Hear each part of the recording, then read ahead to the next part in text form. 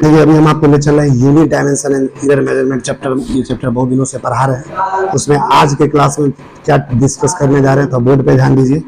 यहाँ पे क्या लिखा है, to derive relationship between physical quantity. एक भौतिक राशि के बीच में आपस में हम संबंध कैसे बनाते हैं।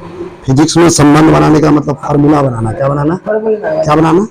तो किसी भी फिजिकल क्वांटिटी में आपस में रिलेशनशिप कैसे बनाते हैं, फार्मूला कैसे बनाते हैं, कैसे डिराइव करते हैं, उसको डायमेंशन से समझने जा रहे हैं। ये जो है ना, ये काफी VVI है, क्योंकि जब से हम नीट का तैयारी करते थे 50 करोड़ बार क्वेश्चन पूछा है ये सब वाला। ये जो इस तरफ जो लिखा हुआ है, कई बार ये क्वेश्चन पूछ चुका है बड़े बड़े परीक्षा में। क्वेश्चन बैंक जब उनको बनवाएंगे, MTG का बुक बनवाएंगे, इस टाइप पे 10-10 विशिष्ट क्वेश्चन दिया रहेगा। ये काफी इम्पोर्टेंट है। ये देखने में तुमको भारी भरकम लग रहा है, कुछ नहीं है। समझने के बाद दुनिया का कोई भी चीज भारी से भारी भरकम चीज आसान हो जाती है। VVI है, हर साल एक साल बीट करके इस पे इस टाइप का क्वेश्चन पूछता ही है। अब इस टाइप के क्वेश्चन को कैसे बनाएंगे डायमेंशन वाला, ध्यान दीजिए बोर्ड पे। ध्यान दो बोर्ड पे। तो क्या लिखा है, रिलेशनशिप फिजिकल क्वांटिटी में बताना है। तो देखिए क्या लिखा है, using the same principle of homogeneity of dimensions, new relation among physical quantities can be derived with the dependent quantities are known. कह रहा है अगर किसी फिजिकल क्वांटिटी के बीच में रिलेशन स्थापित करना, तो वहां पे किसका इस्तेमाल करेंगे, प्रिंसिपल ऑफ होमोजेनिटी। याद है ना, प्रिंसिपल ऑफ होमोजेनिटी पिछले क्लास में पढ़ा चुके हैं।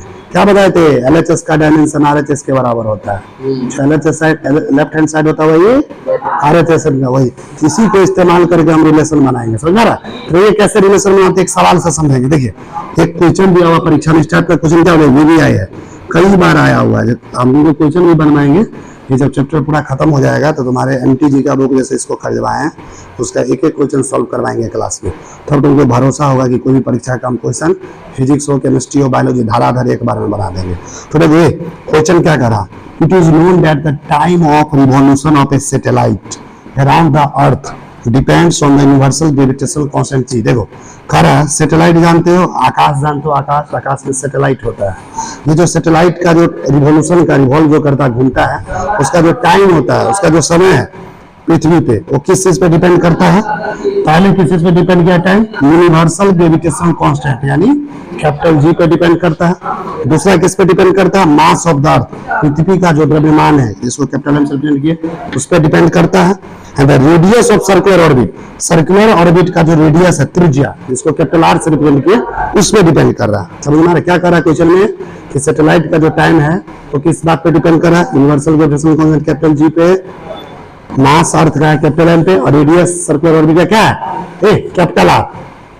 देखो इसका तो दुनिया बेटा चुप, इस पे देखो, इस पे डिपेंड करता है। क्या पूछ रहा है क्वेश्चन में, ये क्वेश्चन क्या पूछ रहा है, obtain an expression for capital T using dimension analysis.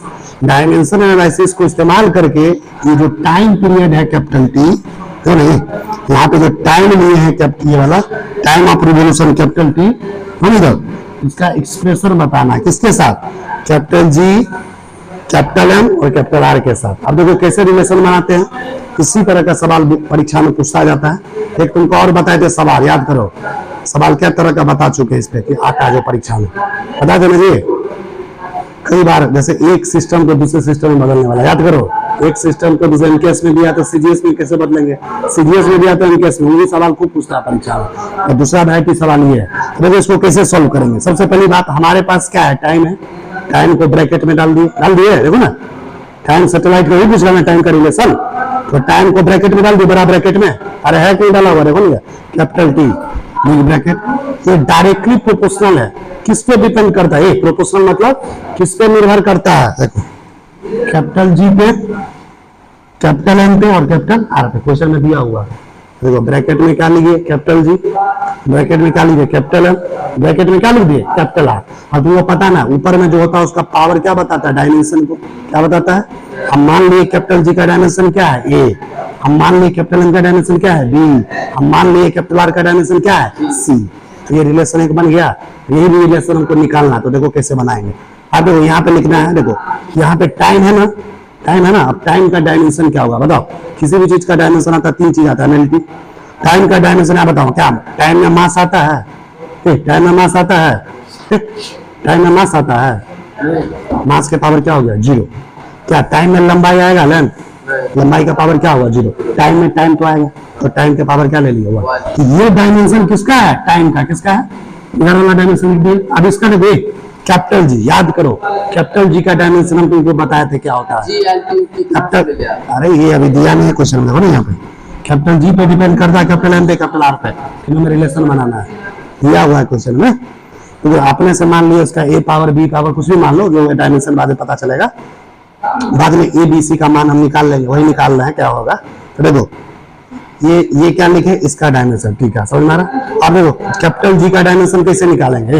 एक फार्मूला याद करो, किसी भी चीज का डायमेंशन निकालने के लिए हमको फार्मूला अगर पता हो जाता है ना, तो डायमेंशन चुटकी में निकाल लेते हैं। कैपिटल जी का डायमेंशन निकालने के लिए एक फार्मूला बताए थे, F equal to capital G M1 गुना M2 बटा R स्क्वायर। यहाँ से कैपिटल जी निकालना है, तो कैपिटल जी बराबर क्या होगा? इसको गुना करो, क्रॉस मल्टीप्लिकेशन FR स्क्वायर, ये नीचे में चलेगा क्या होगा? M1 गुना M2। कैपिटल जी का डायमेंशन ये होगा। अब अगर इसको सॉल्व करोगे ना पूरा, F का डायमेंशन क्या होगा? फोर्स का MLT - 2, पहले बता चुके हैं, बात याद है? फोर्स का डायमेंशन बोले तो याद कर लेना, MLT - 2। हम नहीं भी याद है तो उसको भी निकाल सकते हैं, F equal to MA, force बराबर मास गुना एक्सेलरेशन से निकाल सकते हो। तो MLT - 2 लिख दिया, R मतलब L स्क्वायर, लंबाई का स्क्वायर, नीचे में क्या दिया हुआ? मास 2 बार है, M स्क्वायर। ये देखो एक बार M से M कट गया, क्या बचा है? एक बार नीचे में इसे हम ऊपर ले जाएंगे, M-1 होगा, T - 2 होगा, L स्क्वायर होगा। देखो ये लिखा है, देखो इधर देखिए कैपिटल जी का डायमेंशन जो लिखे हैं, कैपिटल जी का डायमेंशन में क्या क्या आ गया? देखो ये कैपिटल जी का जो हमने डायमेंशन लिखा है, कैपिटल जी के डायमेंशन में क्या क्या आ गया? देखो कैपिटल जी के डायमेंशन में m के पावर क्या है? -1 है ना, m के पावर क्या है? -1, तो m के पावर माइनस, इसके पावर a है ना, यहाँ क्या लिखे? -1 गुना a, तो m के पावर क्या होगा? माइनस से, क्या हो गया? समझ रहा ना? नहीं समझ में आया? सो बताओ क्या हुआ? यहाँ पे हमने बोला इसके फार्मूला में क्या गया? M-1 T - 2 L स्क्वायर आया। यहाँ पे m का अगर डायमेंशन निकालना है तो m के पावर क्या हो जाएगा? देखो ये m के पावर क्या होगा? माइनस से नहीं होगा, नहीं यहाँ पे -1 है, इसके पावर में पहले ये है, ये को -1 से गुना कर दो तो माइनस ये होगा ना, तो m के पावर क्या आ गया? माइनस है। अब देखो गुना में इसका देखो l कितना आया? t कितना आया? T - 2, t कितना है? -2। हाँ पहले से a है तो -2 को a के साथ गुना कर दो, तो -2 है। तो देखो यहाँ पे t लिखा है, यहाँ पे देखो यहाँ पे t लिखा हुआ है, माइनस क्या लिखा हुआ? 2 है, t के पावर क्या है? -2 है। उसका देखो l के क्या है? स्क्वायर, l के पावर पहले से a है, देखो l के पावर क्या है? पहले से a है, तो l का स्क्वायर कर दो, तो l के पावर क्या हो गया? ऐसे यहाँ पे एक बार और l आएगा, l के पावर जो होगा, अच्छा चलो ये एक चीज गलती हुआ है, L 1 बार है, L 2 बार है, L कितना बार हो गया? 3 बार। क्या हो गया? यहाँ पे L क्यूब ना होगा, यही गलती हुआ। तो m के पावर -1, तो m के पावर a पहले से है तो माइनस है, l के पावर 3 है, पहले से a है, तो l के पावर देखो 3 हो गया। t के पावर क्या है? -2 है, पहले से a है, तो -2 को a से गुना करो, t के पावर क्या हो गया? -2। अब समझ में आया? अब समझ में आ गया होगा यहाँ से यहाँ तक। अब देखो बगल में क्या है? m है, क्या लगा हुआ? मास। क्या लगा हुआ? क्या मास के पावर मास से ना होता है? मास में मास से होता है, अब मास को डायरेक्ट लिख दिया, पावर एक ही हुआ था, डायरेक्ट पावर भी लिख दिया। अब नीचे में क्या लिखा? r मतलब रेडियस, रेडियस मतलब त्रिज्या, त्रिज्या क्या चीज बताता है? लंबाई को क्या चीज बताता है? तो डायरेक्ट r के जगह क्या लिख दिया? l, और l के पावर क्या लिखा हुआ? c लिख दिया इतना। समझ में आया? पहले डायमेंशन लिख देंगे, इधर पहले t का डायमेंशन ये लिख दिया पूरा, g का डायमेंशन ये हो गया, m का डायमेंशन ये हो गया, r का ये पहले लिख दिए। अब देखो इसको इक्वेट कैसे करते सीखो, देखो कंपेयरिंग, तो क्या लिखा है? कंपेयरिंग द एक्सपोनेंट, एक्सपोनेंट मतलब उसके पावर को तुलना करते हैं, कंपेयर करते हैं आपस में। तो देखो सबसे पहली बात t का पावर कंपेयर करते हैं, t का टाइम का जहां जहां पावर आएगा उसको कंपेयर करते हैं। बताओ टाइम का पावर यहाँ पे क्या है? LHS से लेफ्ट हैंड साइड में टाइम का पावर कितना दिया हुआ है? तो इस पूरे में टाइम का पावर क्या है? 1, तो टाइम के लिए क्या लिख दिया? 1 बराबर, इधर टाइम का पावर क्या है? -2 है, क्या लिखा हुआ है? तो देखो 1 किसके बराबर हो गया? है ना, LHS का डायमेंशन हमेशा RHS के बराबर होता है, यही ना पढ़े थे प्रिंसिपल ऑफ होमोजेनिटी में। LHS का डायमेंशन RHS के बराबर, LHS में टाइम का डायमेंशन कितना है? 1, और RHS में टाइम का डायमेंशन कहीं नहीं है ना, पूरे में कहाँ टाइम है? यहीं पे ना, -2 है, तो 1 को बराबर कर दिया -2a के। अब देखो जब ये 1 बराबर -2a होगा तो a बराबर क्या होगा? -1/2 नहीं होगा? है ना, 1 बराबर -2 तो a बराबर ये क्या नीचे नहीं चला आएगा -1/2, तो a का मान आ गया -1/2, a का मान क्या आ गया -1/2। अब हम दूसरा देखेंगे मास का, किसका देखेंगे बताओ। लेफ्ट हैंड साइड में मास का पावर कितना है, देखो ना, लेफ्ट हैंड साइड में मास का पावर कितना है, यहाँ पे लिख दिए 0। अब RHS में मास को जो कहा है, एक यहाँ पे मास है और एक यहाँ पे पास है, इसके ऊपर में -a लिखा हुआ, इसके ऊपर में b लिखा, तो -a + b दोनों जुड़ जाएगा जी, ये भी मास है ये भी मास है, अब -a + b, तो देखो 0 किसके बराबर है, क्या ऐसे कहो b - a, 0 किसके बराबर होगा b - a के, किसके बराबर होगा b-, तो देखो 0 बराबर b - a, अब b को उधर -a को उधर भेजो तो b बराबर a होगा, अब b बराबर a यानी b का मान a के बराबर है, और a का मान पहले क्या आया, a का मान पहले क्या है -1/2, यानी b का मान भी कितना हो गया -1/2, क्या आ गया। अब तीसरा क्या देखेंगे n का, क्या देखेंगे मतलब लेंथ का, बताओ LHS में लेंथ का पावर कितना है 0, क्या लिख दिए 0। RHS में लेंथ का पावर यहाँ पे 3a है और यहाँ पे एक c लिखा हुआ है, तो क्या टोटल ये देखो ये भी n है ये भी n है, इसके पावर 3a है इसके पावर c है, तो 3a + c हो जाएगा, दोनों l है, तो देखो 0 बराबर c + 3 होगा। अब देखो ये 0 है, c -3a, 3a को उधर भेजोगे तो -3 हो जाएगा, यानी c का मान किसके बराबर हो गया -3a का, a का मान क्या हो गया, a का मान क्या होगा c का मान माइनस, देखो c बराबर हो गया -3a, c बराबर क्या हो गया -3a, a का मान हमको पता है -1/2 होता है, तो देखो -3 a का मान 1/2, यानी कितना मान आ गया -3/2, तो देखो c का मान हो गया -3/2, c का मान हो गया -3/2, समझ रहा है लगा, c का मान क्या हो गया, तो a का मान हमको पता चल गया, b का मान पता चल गया, c का मान पता चल गया। देखो इधर अब देखो रिलेशन कैसे बनेगा, देखो इधर पुटिंग द वैल्यू, अब इस सारे मान को हम सारे मान का वैल्यू डाल देंगे। देखो ये वाला इक्वेशन बनाए थे पहले, ये वाला इक्वेशन बनाए थे, तो t is directly proportional to g, g के पावर क्या है a है ना, a का मान क्या है देखो -1/2, क्या है, तो देखो g के पावर -1/2, इधर क्या है मास, मास के पावर क्या है b,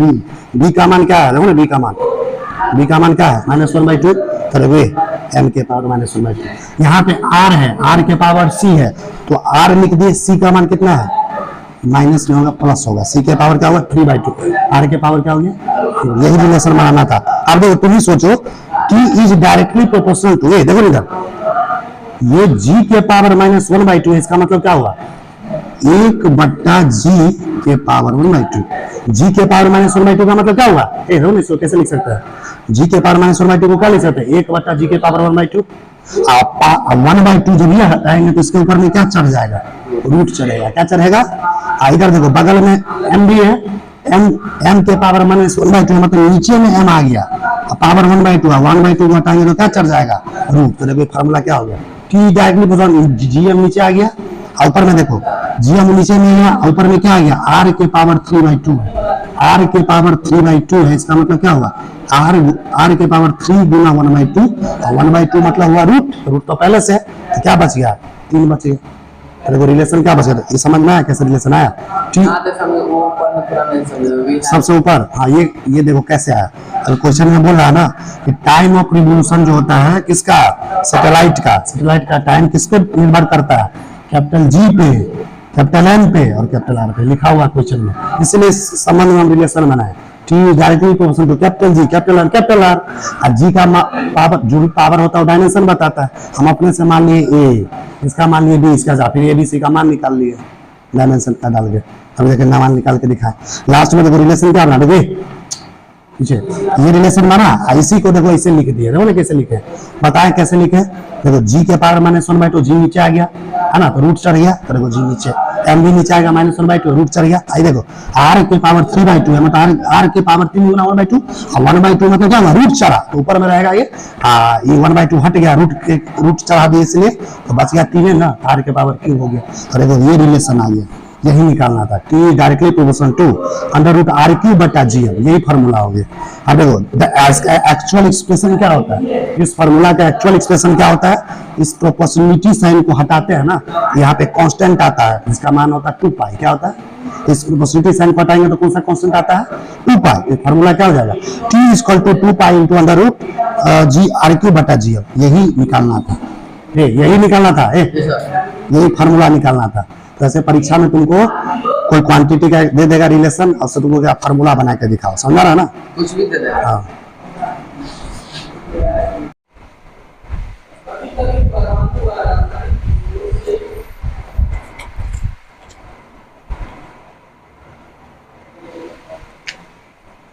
चलो अब डायमेंशन में देखो, इधर अगला लिखा है dimensions of some mathematical function. Mathematical function के बारे में तुमको यहाँ पे एक चैप्टर पढ़ाया गया था, बेसिक मैथमेटिक्स। वहाँ पे तुमको पढ़ाया गया था डिफरेंशिएशन के बारे में, याद है? इंटीग्रेशन के बारे में, है ना? तो वही फंक्शन सब अगर दे दे परीक्षा में तो भारी क्वेश्चन सब क्या पूछता है? मैथमेटिकल फंक्शन तुमको दे देगा, बोलेगा इसका डायमेंशन निकाल कर दिखाओ। क्या पूछेगा? डायमेंशन। तो कैसे निकालेंगे?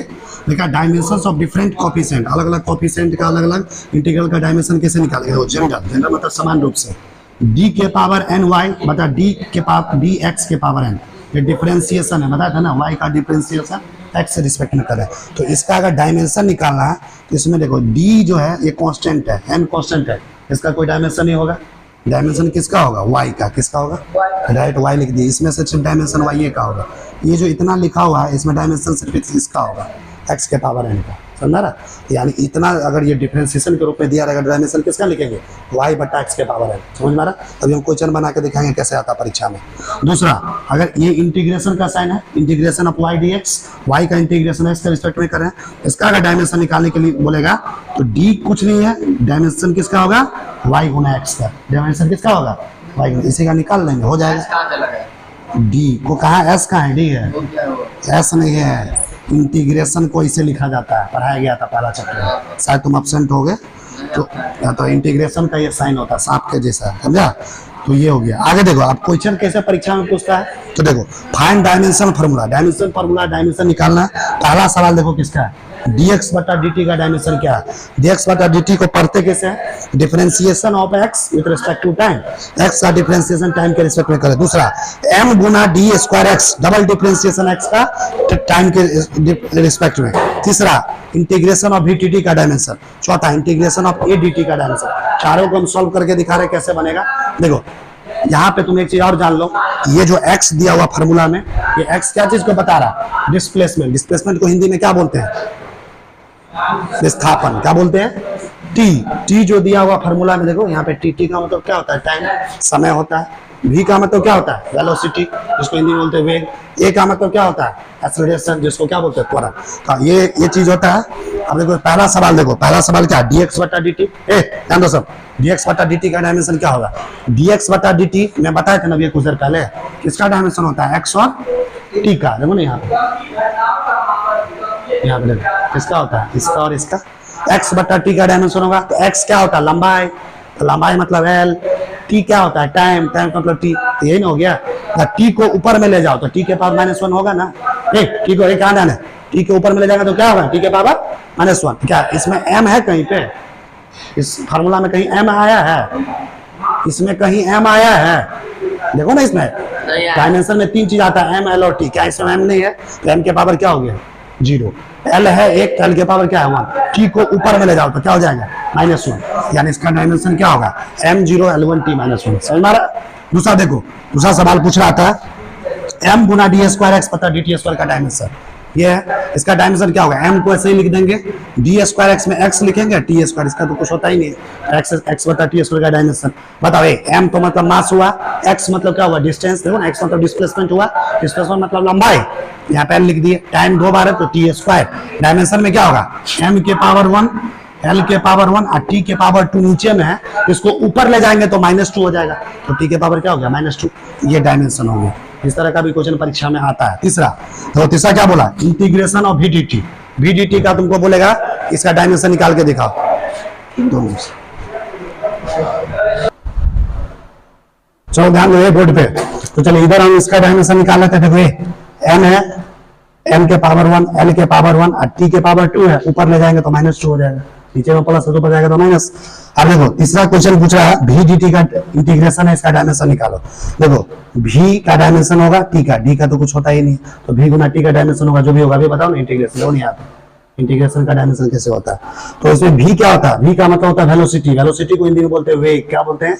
9वां क्लास में फॉर्मूला पढ़ा होगा, वेलोसिटी बराबर होता है डिस्प्लेसमेंट बटा टाइम। वेग बराबर होता है विस्थापन बट्टा समय, विस्थापन होता है लंबाई, टाइम होता है T, L by T, T को ऊपर ले जाएंगे तो एल गुना टी माइनस वन। तो देखो वी का डायमेंशन क्या हुआ, एल गुना टी माइनस हुआ ना, और टी पहले से है तो टी, तो इसको पूरा जोड़ो। क्या मास है कहीं पे इसमें नहीं है, तो मास के पावर क्या हो गया 0, एल है, एल एक बार है, एल के पावर 1। देखो टी के पावर माइनस 1, तुम ही सोचो ना, टी के पावर माइनस 1 गुना टी, टी के पावर मतलब अगर इस देखो इसको कैसे लिख सकते हैं, टी के पावर माइनस 1 कैसे लिख सकते हैं, 1 बाई टी, क्या लिखेंगे, हाँ गुना पहले से टी है, टी से टी कट गया, यहाँ क्या बचा 1, तो टी के पावर एक ही नहीं बचा, तो टी के पावर क्या हो गया 0 बचा, समझा। चौथा नंबर है integration of A D T, इसका बोला डायमेंशन निकालो, तो फिर इसका डायमेंशन किसके बराबर होगा, ए गुना टी के, डी का कुछ होता ही नहीं डायमेंशन। ए क्या होता है, ए को एक्सीलरेशन बोलते हैं, एक्सीलरेशन को इंग्लिश में बोलते हैं त्वरण, क्या बोलते हैं त्वरण का फार्मूला पढ़ा होगा 9वीं क्लास में भी, यहाँ बताया एक्सीलरेशन बराबर होता है वेलोसिटी बटा टाइम, त्वरण बराबर होता है वेग बटा समय। तो वेग को क्या लिख सकते हैं, विस्थापन बटा समय, डिस्प्लेसमेंट बटा टाइम, टाइम पहले से है 2 बार, तो डिस्प्लेसमेंट बटा टी स्क्वायर, यही हो गया ए। तो देखो ये डिस्प्लेसमेंट मतलब एल, और टी के पावर 2 है, इसको ऊपर ले जाएंगे तो टी माइनस 2, और पहले से टी गुना में है गुना टी। अब देखो क्या मास कहीं नहीं है, तो मास के पावर 0, एल एक बार है, एल के पावर 1, टी देखो टी के पावर माइनस 2 गुना टी, इसको करके देखो टी के पावर माइनस 2 गुना टी, इसको गुना, इसका वैल्यू कितना आया माइनस 2, मतलब इसको ऐसे भी लिख सकते हैं 1 बटा टी स्क्वायर, हाँ गुना टी, एक टी से एक टी कट गया, एक ही टी नीचे बचा 1 बाई टी, इसको ऊपर ले जाएंगे तो टी माइनस 1, तो क्या लिखा हुआ टी माइनस 1, समझ रहा जी। तो फिजिक्स का आज का वीडियो लेक्चर आपको कैसा लगा, ये मेजरमेंट का, अगर इस ये वीडियो आपको अच्छा लगा हो तो इस वीडियो को लाइक कीजिए, लोगों को भी शेयर कीजिए, अगर इस यूट्यूब चैनल पे आप नए हैं तो हमारे इस यूट्यूब चैनल को सब्सक्राइब कीजिए। तो फिर से मिलेंगे नया वीडियो लेक्चर लेकर, तब तक के लिए जय हिंद, जय बिहार, वंदे मातरम।